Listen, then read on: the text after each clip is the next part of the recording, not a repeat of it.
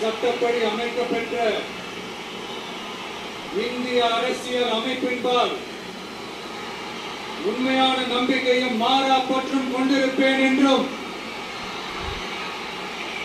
இந்திய நாட்டின் ஒப்பில்லாத முழு முதல் ஆட்சியையும் நிறுத்துவேன் என்றும் தமிழ்நாட்டு அரசின் முதலமைச்சராக